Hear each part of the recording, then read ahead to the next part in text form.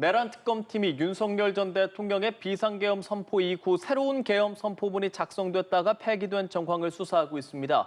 국무회의 초안을 작성한 걸로 알려진 대통령실 관계자를 소환 조사한 건데요. 한덕수 전 총리가 새 선포문에 서명하고 이후 폐기한 과정도 들여다보고 있습니다. 취재기자 연결해 알아보겠습니다. 진기훈 기자. 네, 내란 특검이 마련돼 있는 서울고등검찰청에 나와 있습니다. 내란 특검팀은 어제 강의구 전 대통령실 부속실장을 참고인 신분으로 불러 저녁까지 조사했습니다. 강 전 실장은 비상계엄 선포 이후 뒤늦게 새로운 계엄 선포문을 작성했다는 의혹을 받고 있는데요.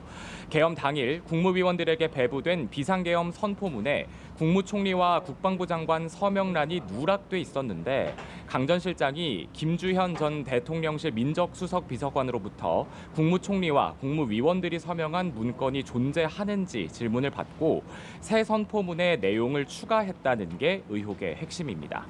강 전 실장이 국무총리와 국방부 장관 서명이 포함된 새 선포문을 작성하기 위해 한 전 총리에게 전화했고 한 전 총리가 새 선포문에 서명한 걸로 알려졌습니다.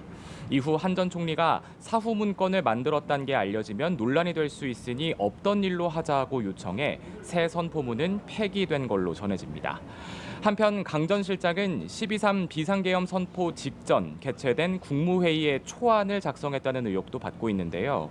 당시 회의가 5분 만에 끝났는데 회의록 초안에는 약 40분간 진행된 걸로 작성됐다는 내용입니다.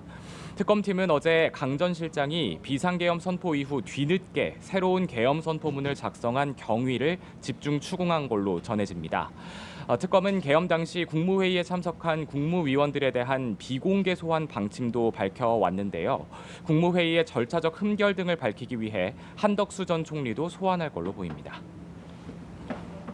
내란 특검의 윤석열 전 대통령 2차 소환 조사는 결국 불발된 거죠? 네, 그렇습니다. 윤석열 전 대통령은 내란 특검의 2차 소환 조사 요구에 응하지 않았습니다. 내란 특검이 통지한 윤 전 대통령의 2차 소환 조사 일시인 오늘 오전 9시까지 윤 전 대통령은 나타나지 않았는데요.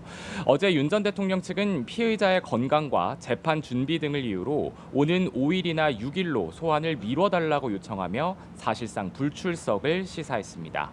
이후 윤 전 대통령은 오늘 오전 9시 실제로 특검에 출석하지 않았고 특검은 윤 전 대통령이 소환에 불응하자 이번 주 토요일인 5일 오전 9시에 출석하라는 통보를 재차 보냈습니다.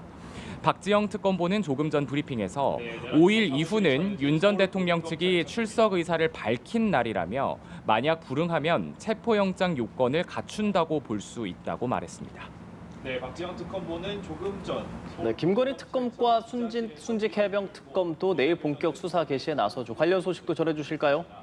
이어 윤 전 대통령 측에 곧바로. 네, 순직 해병 특검과 김건희 특검은 내일 각각 현판식을 열고 정식 출범합니다.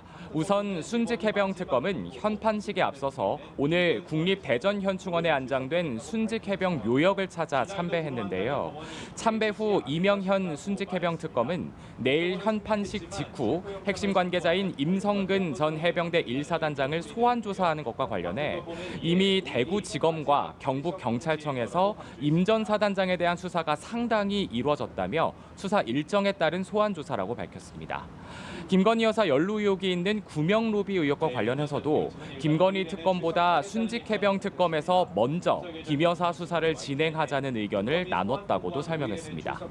한편 내일 현판식을 앞둔 김건희 특검팀은 수사가 정식으로 시작되면 김건희 여사 소환 시기를 정할 방침입니다. 김형근 특검보는 출근길에서 오늘 막바지 이사 작업을 마칠 예정이고 특정 사건에 집중하기보다 각 팀별로 균형 있게 여러 사건을 동시에 진행하게 될 거라고 밝혔습니다. 지금까지 서울고등검찰청에서 전해드렸습니다.